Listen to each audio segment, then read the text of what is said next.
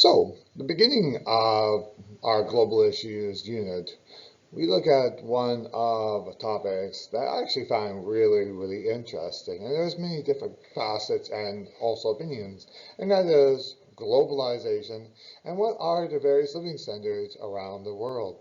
A topic that means so much more to us now because of what's happening with the global pandemic. So let's get started for 2021.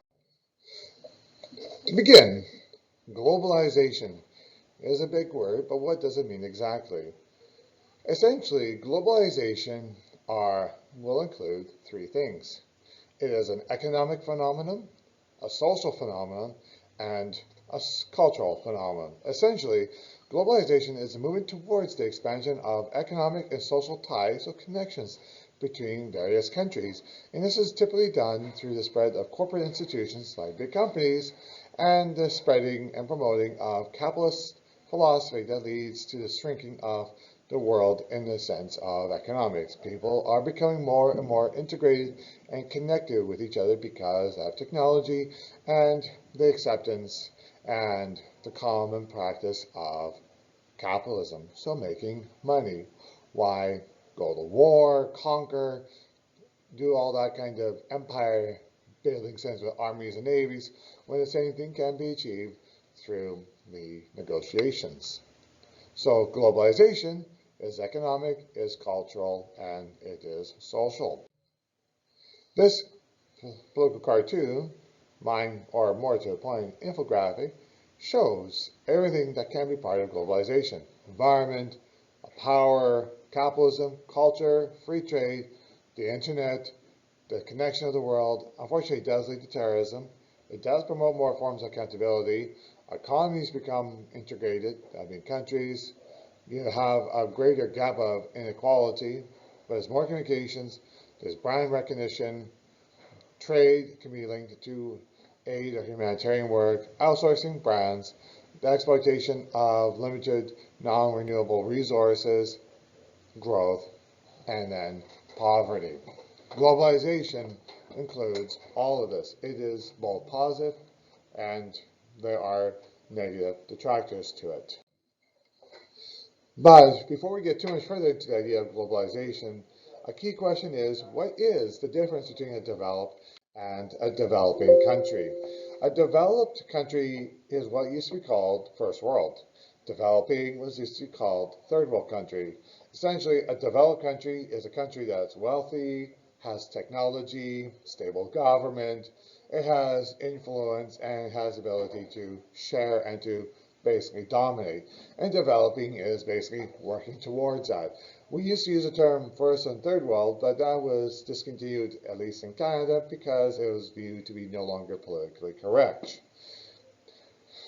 With the idea of developing countries and globalization, a global village. The global village is a concept where the world is considered to be one singular community there, one community there, and this community is connected because of the incredible advancements that have occurred in telecommunications technologies.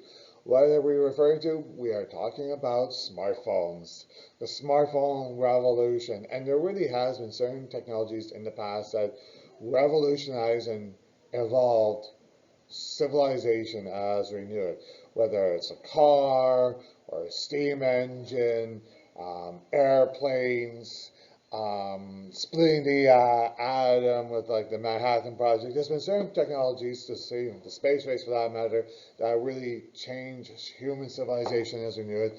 So smartphones, whether it's an iPhone or Samsung, Huawei, these have fundamentally changed civilization as we knew it. From the advent of the first iPhone, well, over a decade ago. Now, G7 or G20, this is a group of countries that have finance ministers or bank governors who represent the most advanced countries in the world, according to the IMF. IMF is short for the International Monetary Fund. It is a kind of like a world financial institution that is centered from the United States. And the G20 are the top 20 countries. Canada is considered to be a G7 along with America, Britain, France, Germany, Japan, as well as Italy. It is, although rather subjective, an exclusive club, as Russia was part of this. But what happened in the Crimea Peninsula? Russia was removed from the G7, but is still part of the G20, along with like Turkey and Australia, India, to name a bunch of places already, Japan for that matter. So there is controversy, it's controversial of who is part of this, and it does tend to um, have lots of like photo ops and making pledges. But this is just another example of globalization and the further integration of countries, economies, and culture with each other. There's some other ones, such as non-governmental organizations, NGO. These are tend to be groups that are not associated with one particular government or another, and they've been there for humanitarian work. Uh, there are heavily indebted countries. That means the country has so much debt that they are essentially trapped in a cycle of debt. They just don't have the current ability at this time to get out of this debt.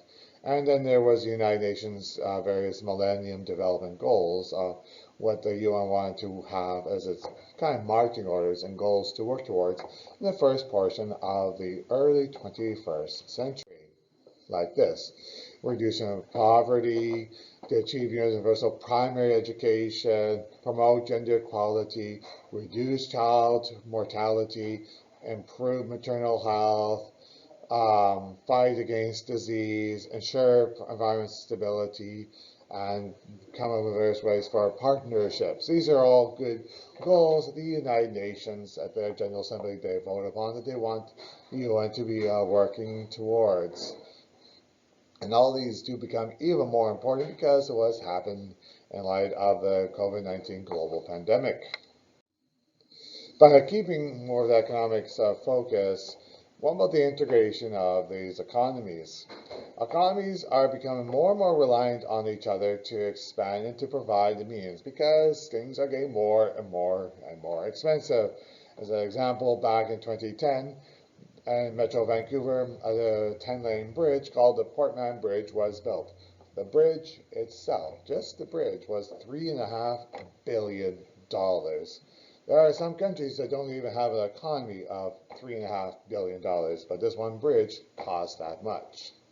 So it does promote the idea of wanting to have the opportunities to buy and sell in any country around the world, opportunities for labor and capital to locate anywhere in the world, and to grow global markets. Countries' economies continue to get bigger and bigger according to various like computer spreadsheets. It is growth. In a way, as I see it too, it's kind of like the Cookie Monster. You just keep on eating and expanding if you don't need to because, well, Cookie Monster is kind of like just a puppet. But it's just grow and grow and grow and just the Godzilla, kind of a, for lack of an analogy. Now, Canada's integration into global economy is definitely there, and Canada definitely sends quite a bit of raw materials. That we are definitely an exporter of raw materials as a commodity to places like America or Japan, China, for exporting there. But we have lots of mega projects. In the time of now with COVID-19, mega projects are definitely the theme for all levels of government to do the financial recovery. And essentially, a mega project is an extremely large scale project that costs more than 1 billion US dollars. And this project has substantial impact on the national budget, the community, the environment. It's mega, right? So it's mega. You just think about what the name means and the scope and the impact that it's going to have. But to focus on Canada's integration to the global economy, Canada definitely is involved transportation and humanitarian works, the role in the United Nations, the Trans-Pacific Partnership, free trade agreements with America and Mexico. There's the free trade agreement between Canada and the European Union. There's various free trade agreements with Canada and various countries in Asia, such as Korea. So Canada's economy is heavily integrated into various free trade blocks and zones and deals there. And with the integration of economies, to keep it all focused, right, this is made possible because of technology like internet, essentially the internet of things, the story of stuff, with all the things that gets generated because of smartphones. You have communication networks, so that's satellites. For example, think about the whole Starlink satellite network that SpaceX is currently integrating. You have universal high levels of internet access there. You have economic trading blocks like NAFTA, European Union, Trans-Pacific Partnership there. And there are not many communist countries left. And after the Soviet Union had collapsed, that was at the end of decolonization, where various places that were once colonies became independent. There are well over 200 countries now on this planet, so deals can be made for it, and there's been an overall movement towards free trade. But recently now you have a growth too of regional countries, countries that are not colonial or powerful like superpower countries, but these are countries that are still influentially powerful in their own spheres. And that essentially means our regional countries such as Brazil or Saudi Arabia, Turkey, Australia, India, for their as examples of zones of control. But also integration of technologies. The company Bombardier was a pretty large Canadian company in that Quebec. They made various trains and airplanes. That was the main thing, was trains and airplanes was their specialty. Their large, the notorious Bombardier C series airplane, but that airplane, because starting actually an airplane from scratch, commercial airplane at that too, is incredibly expensive, very, very, very expensive, and so the company essentially sold the program off to Airbus, so that C series is now referred to as the A220. They still build airplanes in Quebec, but they don't essentially own it anymore. And recently they've actually sold off their railway division too. So integration, or if this doesn't make any sense, think about it this way: is there anything Walt Disney doesn't own? Integration by technology. Now, the Canada-United States-Mexico Agreement, or CUSMA, has been involved for originally it was the North American Free Trade Agreement, NAFTA, that was negotiated by the conservative leader Brian Mulroney, the same guy who tried to hold Meech Lake and Charlottetown Accords there. And the original NAFTA was Canada, Mexico, and America. But during the Trump administration, NAFTA was updated to the CUSMA there. And while there wasn't a lot, there was still some noteworthy changes here and there that was made to update the block agreement there. But the main point of CUSMA is America is the biggest trading partner for Canada, and CUSMA kind of represents the trading bloc, the free trade zone, which basically means trade can happen on goods or services that don't have duty taxes being paid. Also, trading blocks. The largest trading bloc in the world is the Pacific Rim. That's the biggest. And why? Because they literally includes all the countries, almost all the countries except for China, in the Pacific Rim. From New Zealand, Australia, the Philippines, Japan, Korea, Canada, Mexico, Chile. It's all the countries in the Pacific Rim. That's a lot. And some of the benefits of trade is you have more choice, more growth, more economies get bigger scale, employment gets bigger. Their container ships get bigger. Actually, the whole thing about cargo ships or container ships, that is with globalization, that has actually been a change and a revolution on itself. Just containerization, for lack of better words, and just being able to stack these containers so high on these ship decks and transport. That was a revolution also. Another part of trade is just more, and more. But some of the disadvantages is that the gap between the rich and poor does actually have increased. The dominance of global trade for the rich northern countries has increased. The countries in the northern hemisphere are wealthier, and the southern hemisphere countries are not always going to benefit.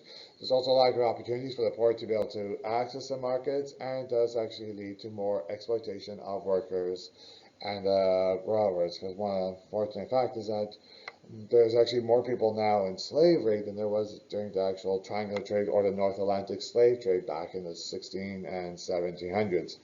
But I suppose that in a perspective, there's also 7 billion people on this planet. But the fact that it still exists is a serious issue. You also have a growth of companies, the corporate brands. Coca-Cola, McDonald's, Apple, Microsoft, Google, Boeing, Amazon, or Canadian companies like, say, Tim Hortons, Canadian Tire. Although in globalization, you have these multinational companies that may have a headquarter in one country, but they operate, sell, build, whatever in other countries around the world there to take advantage of this globalized network. If you can name any Canadian companies, go ahead. Otherwise, why do companies exploit or expand? More revenue, lower their operating costs, find more new raw materials to use, control their supply chain. Like Apple is pretty much a master when it comes to supply chain management, control processing, influence global economies for scale. But issues, it does damage the environment, it exploits labor, it can create a monopoly on power, there can be a degradation of individual economic freedoms, it uses non-renewable energies, it harms cultures. There's always two sides to the story with that. And other issues are how do you keep these companies and businesses accountable if they're multinational?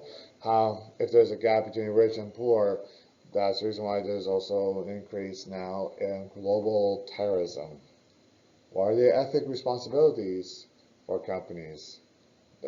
Recently, there's been ethics towards um, renewable energy, renewable materials, but exploitation workers, not so much. And it does remove trade barriers. So, globalization is an open-ended, evolving topic.